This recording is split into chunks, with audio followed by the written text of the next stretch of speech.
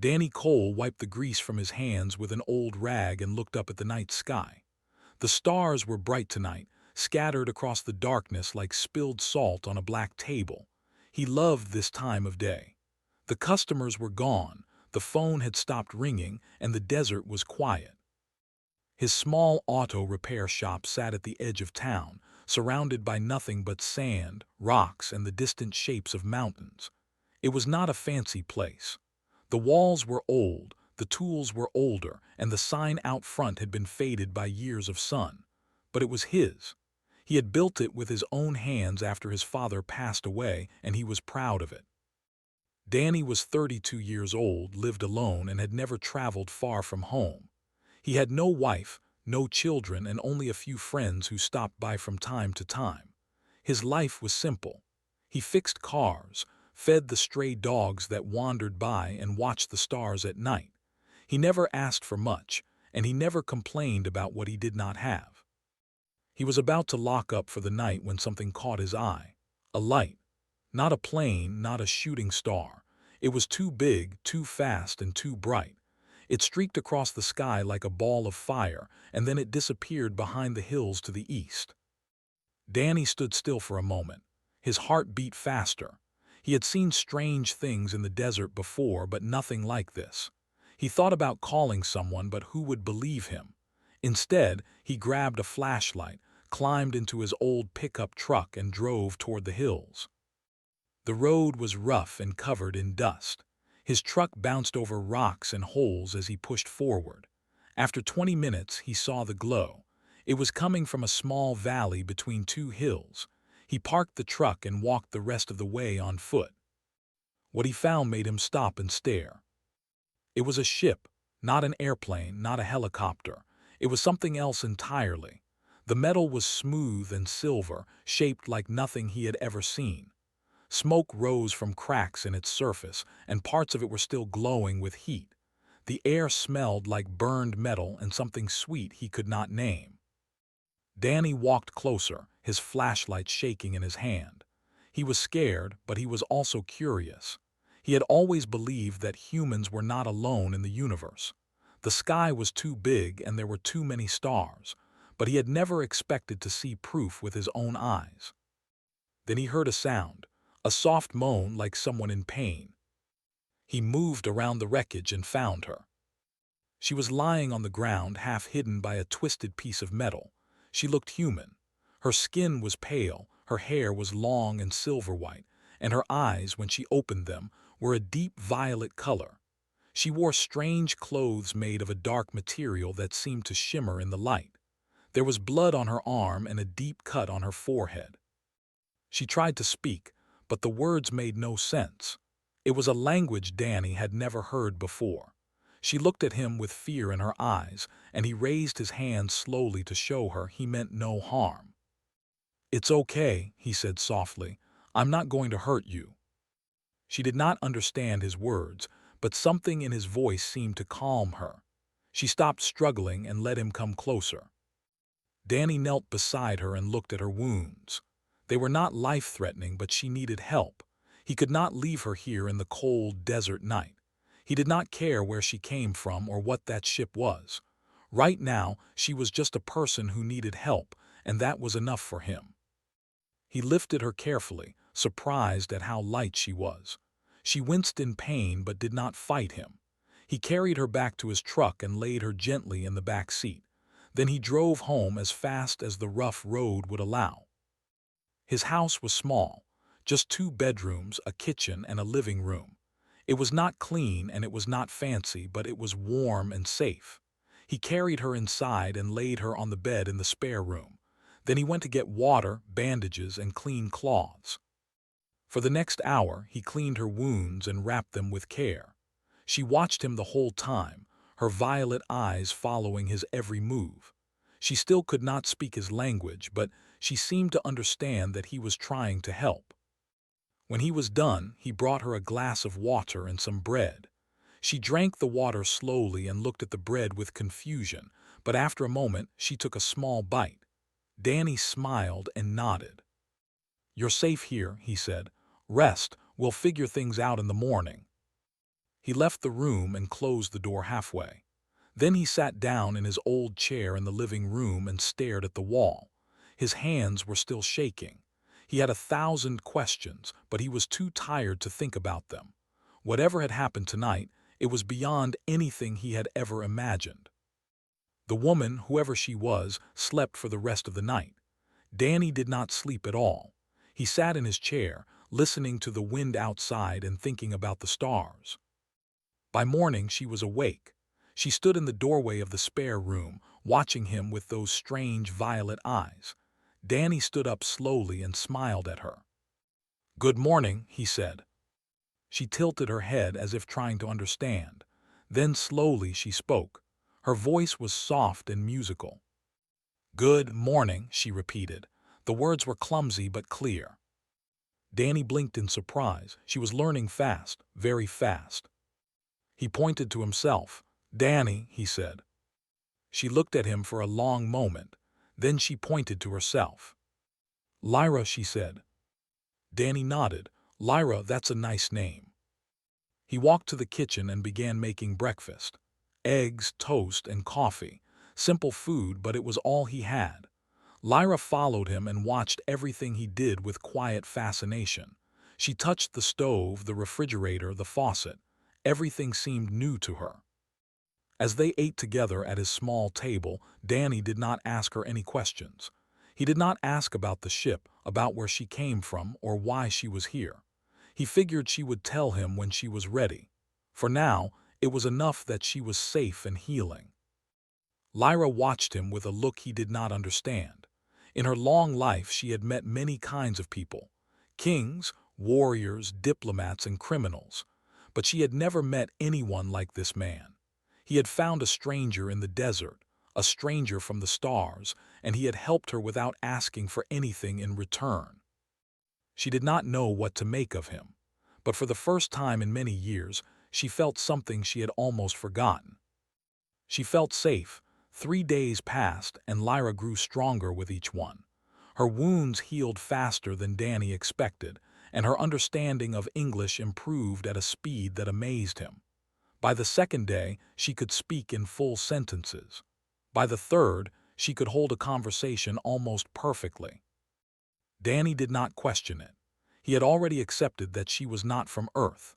The ship in the desert, her strange eyes, her silver hair, and the way she learned so quickly all pointed to something beyond his understanding. But he did not push her to explain. He went about his days as he always did, fixing cars, feeding the stray dogs, and cooking simple meals. Lyra watched him closely. She noticed everything. She noticed how he worked from morning until night, his hands covered in grease and his back sore from bending over engines. She noticed how he shared his food with the dogs even when he did not have much for himself. She noticed the stack of unpaid bills on his kitchen counter and the patches on his old jacket. He was poor.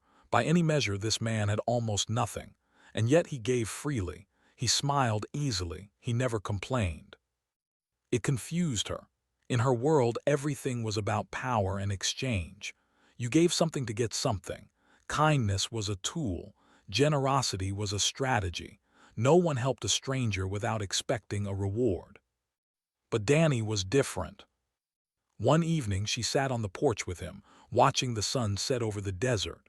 The sky turned orange and pink, and the air grew cool. Danny handed her a cup of coffee, and she took it with a small smile. "Thank you," she said. He nodded. "You're welcome." They sat in silence for a while. Then Lyra spoke. "Why did you help me?" Danny looked at her with surprise. "What do you mean?" "You found me in the desert. You did not know who I was. You did not know where I came from. You could have left me there. You could have called your authorities, but you brought me here. You took care of me. Why?" Danny thought about it for a moment. Then he shrugged. "You needed help," he said simply. "That's all." Lyra stared at him. "That's all?" "Yeah, I mean, what else was I supposed to do? Leave you out there to die? That wouldn't be right." She shook her head slowly. "In my experience, most people do not think that way." Danny smiled. "Well, maybe you've been meeting the wrong people." Lyra did not answer. She looked out at the desert and thought about her life. She thought about the endless meetings with nobles who smiled to her face and plotted behind her back. She thought about the advisors who told her what she wanted to hear instead of the truth. She thought about the loneliness of sitting on a throne, surrounded by millions of servants but trusted by no one. And here was this man, this simple, kind man who lived in a small house and fixed broken cars for a living. He had nothing, and yet he seemed happier than anyone she had ever met. She wanted to tell him the truth. She wanted to explain who she really was, but she was afraid. Afraid that he would treat her differently. Afraid that the warmth in his eyes would turn to fear or greed. So she stayed silent. Meanwhile, far away among the stars, the Empire was in chaos. Empress Lyra had disappeared. Her personal cruiser, one of the most advanced ships in the galaxy, had suffered a critical malfunction during a secret journey. She had been traveling alone, as she sometimes did when she wanted to escape the weight of her crown. No one knew where she had gone. No one knew if she was alive or dead. The news spread across 900 star systems. Trillions of beings waited for word of their empress. Markets crashed. Governments panicked. Enemies saw an opportunity and allies feared betrayal. Lyra was not just a ruler. She was a symbol. Her family had united the galaxy after centuries of war. Her word was law, and her wealth was beyond measure. She owned planets, controlled trade routes, and commanded fleets that could destroy entire civilizations. There was no one in the known universe richer or more powerful than her. And now she was missing. General, her most loyal commander, refused to believe she was dead. He had served her for over 50 years, and he knew her better than anyone. She was strong, clever, and resourceful. If anyone could survive a crash, it was her. He gathered his best soldiers and began a search. They traced the path of her ship, following the faint signal of her emergency beacon. It led them to a small, uncharted planet on the edge of explored space. Earth studied the planet with a mix of curiosity and concern. The species there was young, primitive by galactic standards. They had not yet discovered faster-than-light travel, and their technology was centuries behind the rest of the galaxy. But they were intelligent, and they were everywhere on their planet. Billions of them, living in cities and towns and villages. If Lyra was there, finding her would not be easy. And if the humans learned who she was, it could cause problems. The galaxy had rules about contacting primitive species. It was supposed to be done carefully, slowly, with planning and diplomacy. But did not care about rules. His empress was in danger, and he would do whatever it took to bring her home. Back on Earth, Lyra sat with Danny at his small kitchen table, eating a dinner of rice and beans. She smiled as he told her a story about a customer who had brought in a car that had not run in 20 years. He talked with his hands, laughed at his own jokes, and never once asked her about her past. She found herself laughing with him. It felt strange. She could not remember the last time she had laughed like this. After dinner, Danny turned on his old television. Lyra watched with fascination as images flickered across the screen. News, shows, advertisements. It was all so strange and colorful and loud. Then a news report came on. The anchor spoke with a serious voice about strange lights seen in the sky over the past few days. There were reports of unidentified objects, of government denials, of experts debating what it could mean. Danny glanced at Lyra. She kept her face calm, but her heart was beating fast. They were coming for her. She knew she should tell him. She knew she should prepare him for what was about to happen, but she was not ready. She wanted one more day of peace, one more day of feeling like a normal person instead of an empress. So she said nothing. That night she lay awake in the spare room, staring at the ceiling. She thought about her life, her empire, and her responsibilities.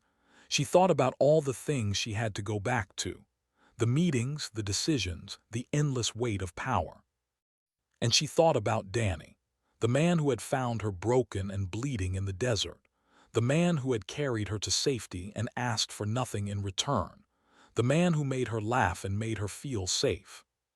She did not want to leave, but she knew she had no choice.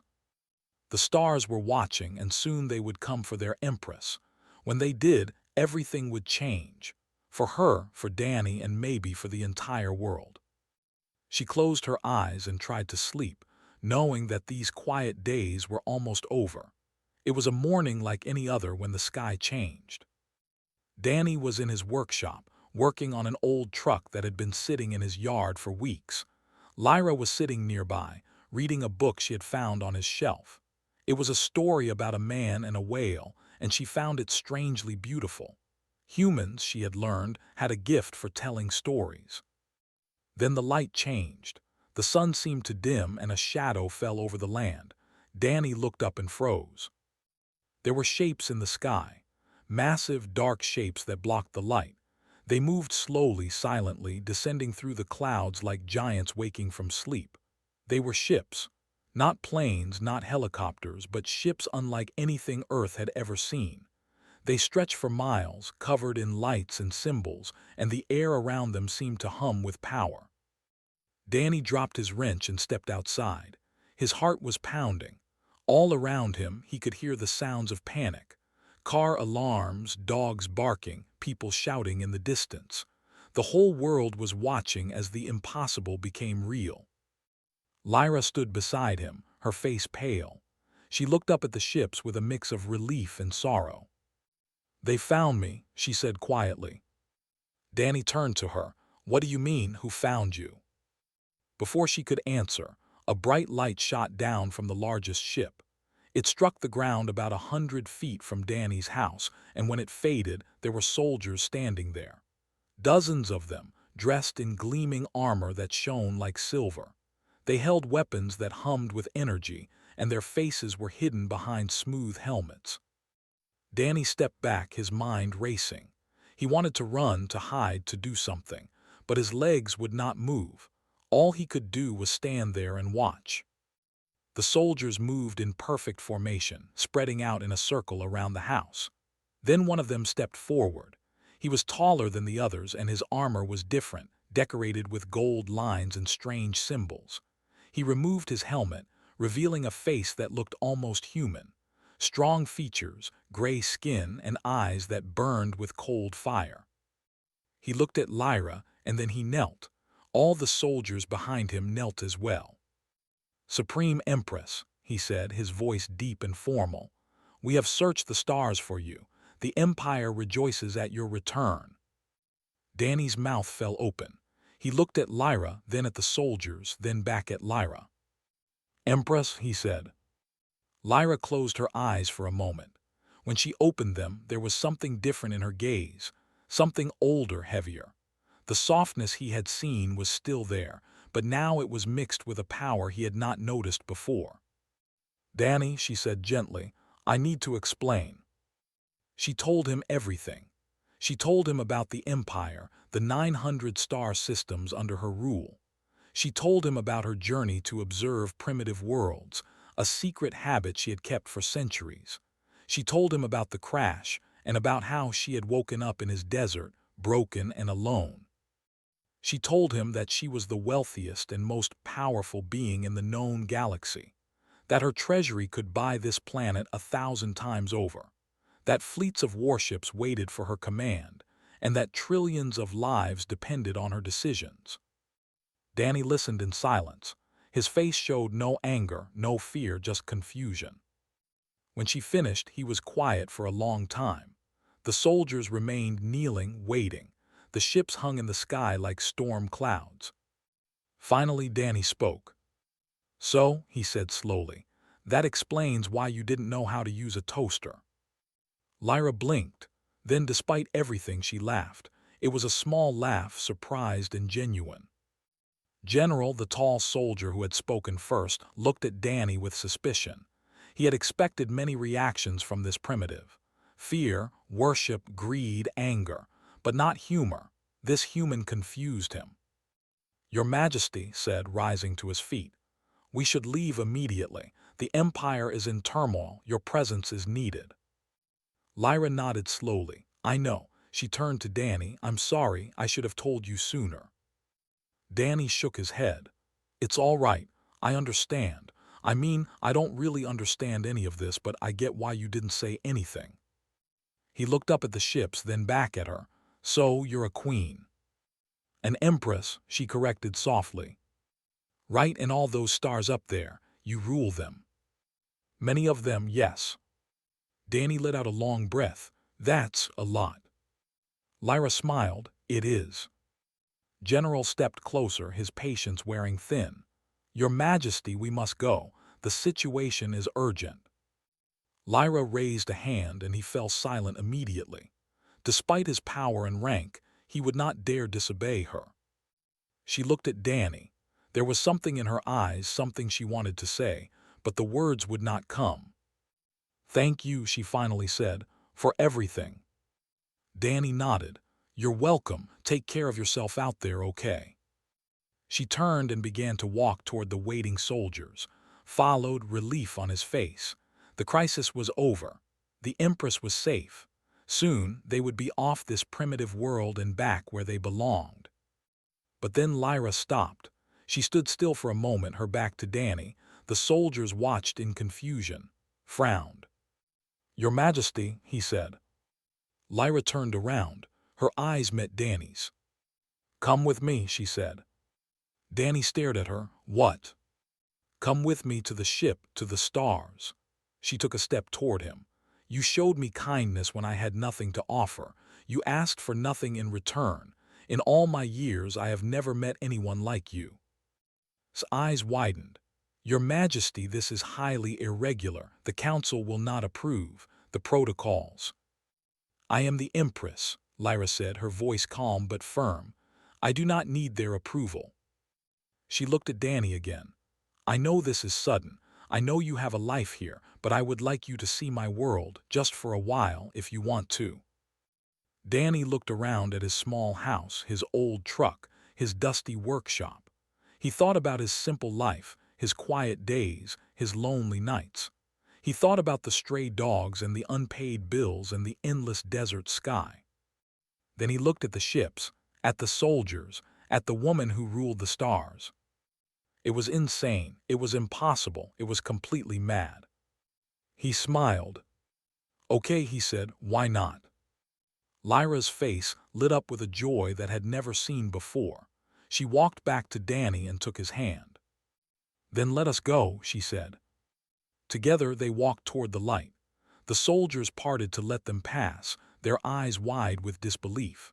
General followed, shaking his head but saying nothing. As they rose into the sky, Danny looked down at his home one last time. The desert stretched out below, orange and gold in the morning light. It looked so small from up here, so fragile. Then the ship closed around them and the stars came into view. Millions of them, billions, more than he had ever imagined. Lyra stood beside him, still holding his hand. Welcome to the galaxy, she said. Danny did not answer. He just stared, breathless, as the universe opened before him. He did not know what was coming. He did not know what the future held. But for the first time in his life, he felt like he was exactly where he was supposed to be. And somewhere deep in his heart, he knew that nothing would ever be the same again. The flagship of the Empire was called the Eternal Dawn. It was the largest ship Danny had ever seen, larger than anything he could have imagined. It stretched for miles in every direction, with towers and domes and lights that glowed like captured stars. Thousands of beings lived and worked inside it, moving through corridors that seemed endless. Danny walked through those corridors in a daze. Everything was strange and beautiful and terrifying all at once. The walls were smooth and white, decorated with symbols he could not read. The air smelled clean, almost too clean, with a hint of something floral. And the people, if they could be called that, were unlike anything he had ever seen. Some looked almost human, like Lyra and General. Others were completely different. He saw beings with blue skin and 4 arms, creatures covered in soft fur with gentle eyes, Tall, thin figures that seemed to float instead of walk, and everywhere he went they stared at him. He was the first human most of them had ever seen. Word had spread quickly that the Empress had returned with a primitive from an uncharted world. Some looked at him with curiosity, others with suspicion, a few with open disgust. Danny tried not to let it bother him. He smiled at everyone he passed, nodded politely, and kept walking. Lyra had given him quarters near her own, a room larger than his entire house back on Earth. It had a bed that was too soft, a window that showed the stars, and a small machine that could make any food he wanted.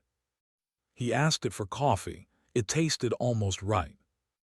The first few days were a blur of examinations and meetings. Lyra's scientists wanted to study him. They scanned his body, tested his blood, and asked him hundreds of questions. They seemed fascinated by everything about him, from the way his heart beat to the shape of his thoughts. Danny did not understand most of what they said, but he cooperated as best he could. He figured if he was going to be here, he might as well be helpful.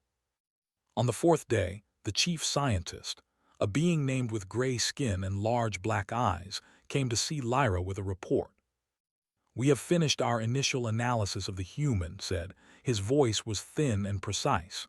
"The results are unexpected." Lyra sat on a chair that looked more like a throne. She wore a flowing gown now, silver and white, and a thin crown rested on her head. She looked every bit the empress she was, but her eyes were warm as she listened. "Explain," she said. Activated a display. Images appeared in the air, charts and graphs and diagrams that Danny could not understand. "Humans are physically unremarkable," began. "They are weaker than most species, slower, and their senses are limited. Their technology is primitive and theirs is short." Danny raised an eyebrow but said nothing. "However," continued, "we found something unusual in their neural patterns. Humans possess an extraordinary capacity for what we call empathic response. They can feel the emotions of others as if those emotions were their own. They form attachments quickly and deeply, and most remarkably, they often help strangers without any expectation of reward." Lyra leaned forward slightly. "Go on." "This trait is extremely rare in the galaxy, Your Majesty. Most civilizations operate on systems of exchange. You give something to receive something. It is logical, efficient, and predictable. But humans," paused, as if struggling to find the right words. "Humans help because they feel it is right, not because it benefits them, not because they fear punishment, simply because they cannot bear to see suffering." The room was silent. General, who stood nearby, frowned deeply. "That sounds like a weakness," he said. "Perhaps," replied. "But it is also why this human saved the Empress when he had no reason to do so. He did not know who she was. He did not expect payment or favor. He simply saw someone in need and acted." Lyra looked at Danny.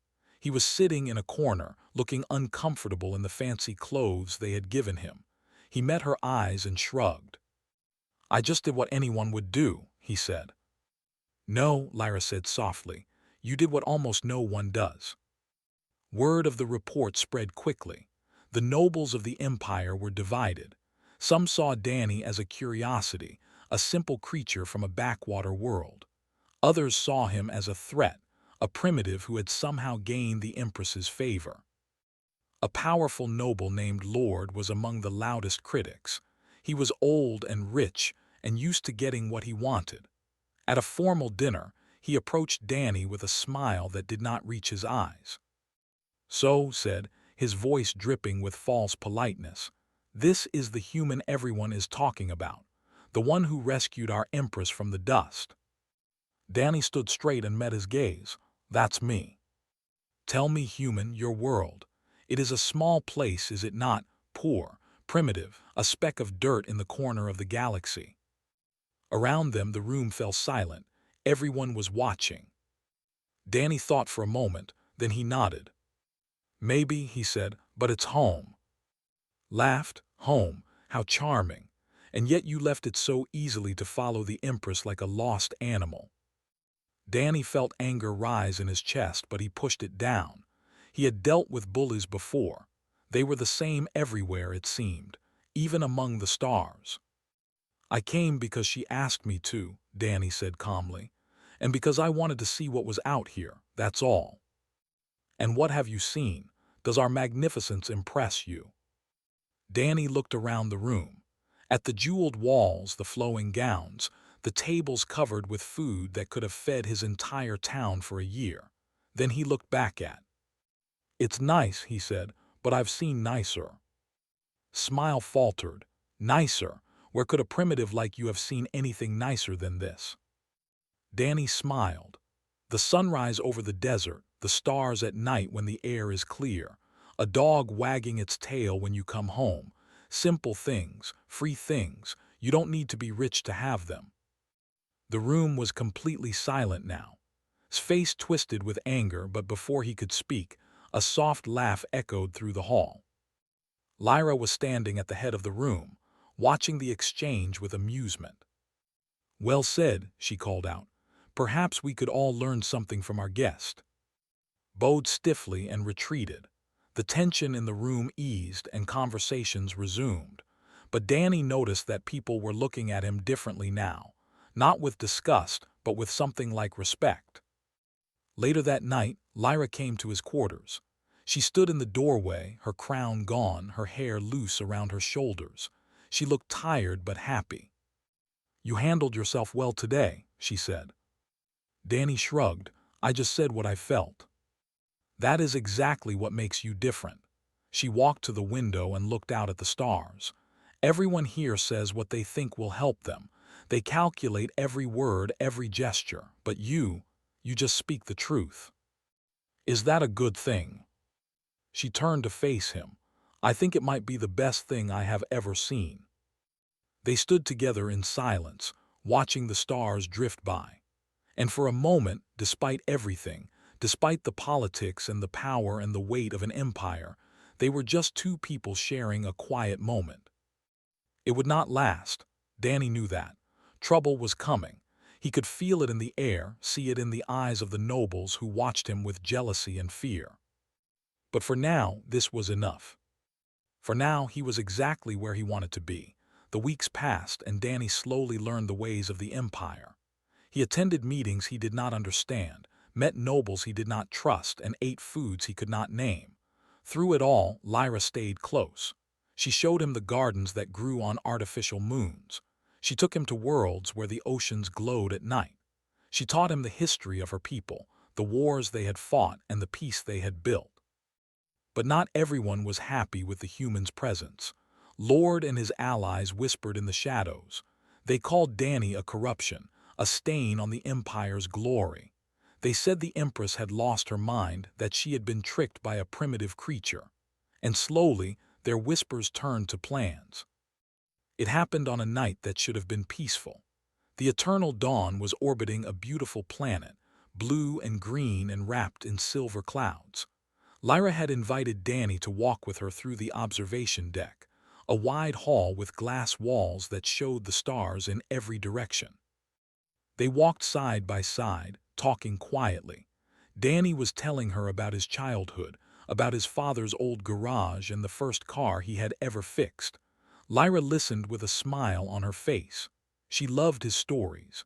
They were so different from the tales of war and politics she had grown up with.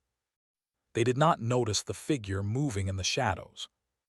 The assassin was fast, faster than any human could be.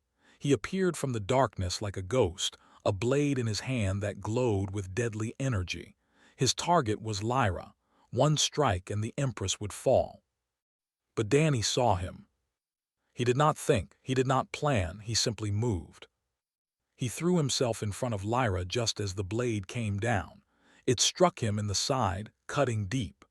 Pain exploded through his body, and he fell to the floor with a cry. The assassin hesitated, surprised. That moment was enough. Guards rushed in, weapons raised. The assassin tried to run, but he was surrounded. In seconds, he was on the ground, captured and restrained. Lyra dropped to her knees beside Danny. Her face was pale, her hands shaking. "Danny," she cried, "Danny, stay with me." He looked up at her, his vision blurring. The pain was terrible, but he managed a weak smile. "Did I get him?" he asked. Tears ran down her face. "You fool, you brave, stupid fool." Medical teams arrived within moments. They lifted Danny onto a stretcher and rushed him to the ship's healing chamber. Lyra followed, refusing to leave his side. She shouted orders at everyone who crossed her path, her voice sharp with fear and anger. The next few hours were the longest of her life. Danny's wound was severe, but the Empire's medical technology was far beyond anything on Earth. The healers worked through the night, repairing the damage, stabilizing his body, keeping him alive. Lyra sat outside the chamber, her head in her hands. General came to her at dawn. "The assassin has confessed," he said. "He was hired by a group of nobles who wanted to remove you from power. Lord is among them." Lyra looked up. Her eyes were red, but her voice was steady. "Arrest them all, every single one." Nodded, "It will be done." He hesitated. "Your Majesty, the human, he is awake. He is asking for you." Lyra stood and walked to the healing chamber without another word. Danny was lying on a bed, surrounded by glowing machines. He looked tired and weak, but his eyes lit up when he saw her. "Hey," he said. She walked to his side and took his hand. "Hey yourself." "So," he said, "how's my first week going?" She laughed, though it came out more like a sob. "You nearly died." "But I didn't," he squeezed her hand. "I'm tougher than I look." She sat on the edge of his bed and looked at him, really looked at him. This man, this simple human from a distant world, had thrown himself in front of a blade to save her. He had not hesitated. He had not calculated the risk. He had simply acted. "Why?" she asked softly. "Why did you do it?" Danny shrugged, then winced at the pain. "You were in trouble. What else was I supposed to do? You could have stayed back. You could have let the guards handle it. You had no reason to risk your life." "Sure I did." He met her eyes. "You're my friend." The word hung in the air between them. Friend. Such a simple word. Such a small thing by the standards of empires and galaxies. And yet to Danny it meant everything. Lyra was silent for a long moment. Then she leaned forward and kissed him gently on the forehead. "Thank you," she whispered. News of the assassination attempt spread across the Empire like wildfire, and with it spread the story of the human who had saved the Empress. The nobles who had mocked Danny fell silent. The soldiers who had doubted him now spoke his name with respect. Even General, who had never trusted the primitive, admitted that he had been wrong. When Danny was fully healed, Lyra called a gathering of the Empire's highest leaders. They assembled in the great hall of the Eternal Dawn, hundreds of nobles and commanders and diplomats, all waiting to hear what the Empress would say. She stood before them, tall and beautiful, the crown on her head and fire in her eyes. "I have made a decision," she announced. "Earth, the of our guest, will be given protected status. No ship may approach it without permission. No resources may be taken from it.